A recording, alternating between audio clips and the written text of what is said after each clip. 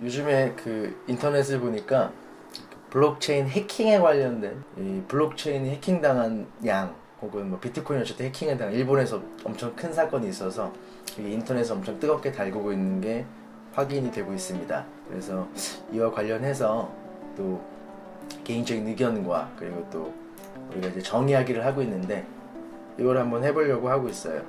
그럼 이게 블록체인을 해킹한 건지 아니면 그러니까 비트코인을 해킹이 가능한 되게 위험한 자산인 건지 뭐 이렇게 오해가 충분히 가능한 것 같아요. 근데 이거를 정리를 좀 해보면 지금 뉴스에서 이슈가 되는 모든 해킹들은 사실 거래소를 타겟으로 거래소가 털린 거예요. 이 거래소 해킹이 가능한 이유가 그러니까 코인을 하이제킹할 수 있다는 거예요. 코인을 납치하는 거죠, 일종의. 그 이유가 뭐냐면 지금 대부분의 거래소들이 원래 이 블록체인 기술이 이제 비트코인에 입혀진 게 완전히 성립을 하려면 전자지갑을 이용을 해서 이제 분산을 시켜야 돼요. 우리가 알다시피 이제 블록체인 자체의 가장 큰 장점이라고 하는 건 이제 분산 시스템인 거죠.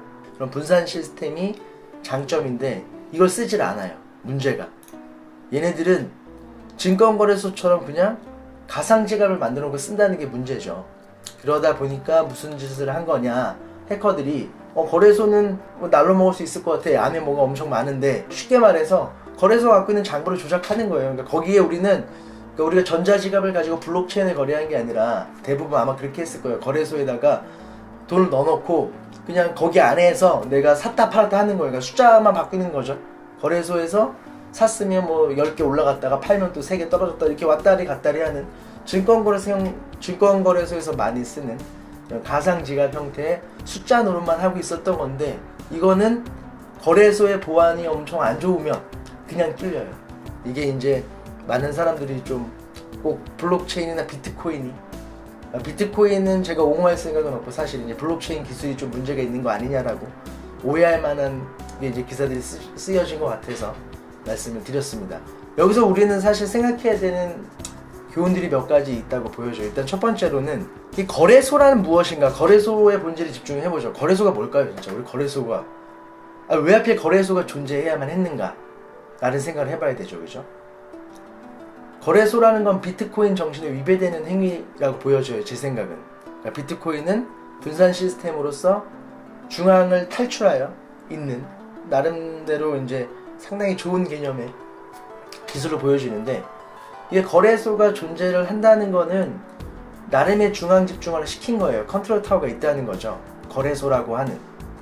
그럼 거래소가 뭐냐면 결국 사람들이 이 암호화폐를 기술보다는 암호화폐의 본질이 사실은 블록체인이어야 하는데 거기에 집중을 하지 않고 이 화폐를 그냥 결국은 돈으로 생각을 한 것 같아요. 우리가 흔히 생각하는 우리 재산이라든가 우리가 흔히 생각하는 머니의 개념, 우리 나중에 돈에 대해서도 이제 본질이 무엇인지, 그리고 이제 뭐 또 범위가 어떻게 되는지, 돈이 무엇인지 또 따로 한번 얘기할 기회를 갖도록 하고 제가 한번 열심히 생각을 하는 자리를 한번 갖도록 하고 결국 이 그러니까 암호화폐를 거래 빈도를 높이고 싶은 거예요. 거래 빈도를 높여서 값어치를 만들어내고 이제 사고 파는 수단으로 만들고 싶었던 거죠.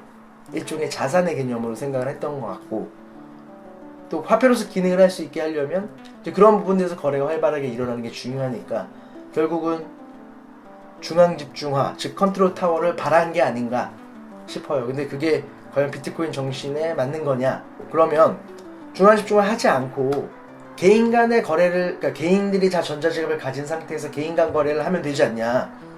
거래 빈도가 좀 떨어지더라도 그렇게 하면 비트코인에 대해서는 비트코인이 가지고 있는, 즉 암호화폐가 가지고 있는 장점들을 다 살려낼 수 있지 않냐?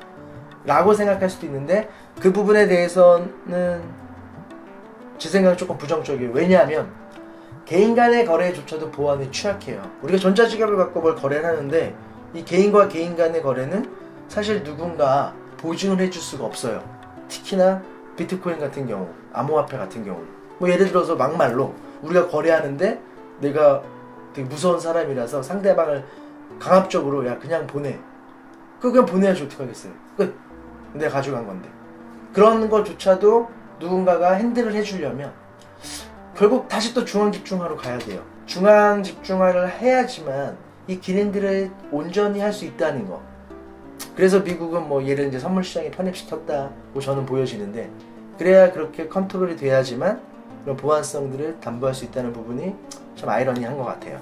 그리고 제가 이제 이거 전편에서 말씀드린 것처럼 파페로스의 기능은 이게 유한성이라는 태생적 한계 때문에 경제 시스템에 녹아들기 힘들고, 그럼 뭐 비트코인 본위제 같은 걸 써가지고 비트코인을 가지고 화폐를 발행시킨다, 이거는 결국 뭐 자가조절 기능이 없을 때는 상당히 큰 문제를 야기시키는 거죠. 그렇게 해서 뭐 많이 만들어 놓으면 이번 반대로 화폐로서의 가치가 떨어지니까. 그래서 결국은 이걸 통해서 우리가 이번 사태를 통해서 이제 이 암호화폐가 어떤 자산으로서 혹은 화폐로서 기능을 하기 위해서는 얘네들이 결국은 조절할 수 있는 기능이 필요해요. 근데 그게 단순히 정말 중앙 집중화를 해서 뭐 정부가 꼭 해야 된다라는 생각은 아직은 저는 없지만, 중요한 거는 자가 조절 기능을 탑재를 해야 한다고 생각이 듭니다. 이게 매우 중요한 부분이, 자연에는 그런 게 존재해요. 여러분이 아는 이제 뭐 태풍, 해일, 지진 이런 것들로 인해서 사실 생태계도 약육강식이기 때문에 내비두면 최상의 포식자가 다 모든 걸 얻게 돼 있어요. 태풍이라든가 이런 자연적 재해를 통해서 생태계는 자가 조절을 하고 있다 라고 생각하시는 뭐 생물학자들도 많이 있어요. 그래서 뭐 이걸 좀 극단적으로 끌고 가면, 인간이 이제 유일하게 자연적인 걸로 인하여 그 생명력이 없어지지 않는 유일한 존재예요. 그죠? 전쟁도 없고, 이제 인간은 누구에게 해를 당해서 죽지 않기 때문에, 그래서 이제 암이라는 것도 나타나서 스스로 자가 조절을 한다, 자연은. 뭐 이렇게까지 말씀하시는 분도 계신데, 중요한 건 어쨌든 자연에는 그런 자가 조절 기능이 존재해요.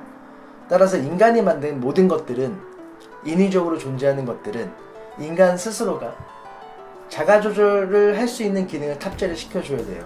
그러니까 우리들이 법을 인정하고 경찰의 치안과 이런 모든 것들을 인정하는 거는, 사회라는 건 인간이 만들었고, 그런 인간들이 거기서 자유를 누리기 위해서 나름의 자가 조절을 하고 있는 하나의 기능으로서 우리들이 이제 사용하고 있는 거라고 본다면, 비트코인을 필두로 한 이 암호화폐도 이쪽으로 들어오기 위해서는 자가 조절 기능이 있어야 할 것이다. 이 부분은 여러분들도 한번 생각을 해보시면 더 좋을 것 같고, 더 나아가서는 어떻게 하면 그런 자가 조절 기능이 생길까도 한번 같이 생각해 보면 좋을 것 같습니다.